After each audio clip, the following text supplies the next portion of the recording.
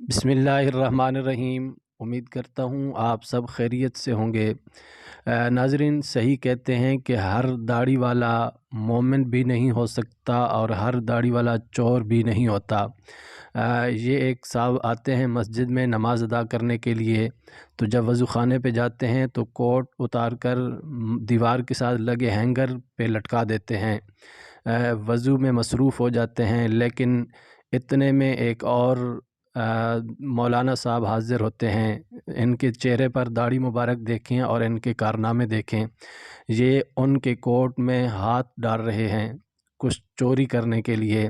पहले ये देखें, ऊपर वाली जेब में हाथ ले जाते हैं, जब वहाँ से खाली हाथ लौटते हैं तो फिर नीचे वाली जेब में हाथ ले जाते हैं। लेकिन बिल आखिर ये नीचे वाली जेब से अपने कारनामे में कामयाब हो जाते हैं।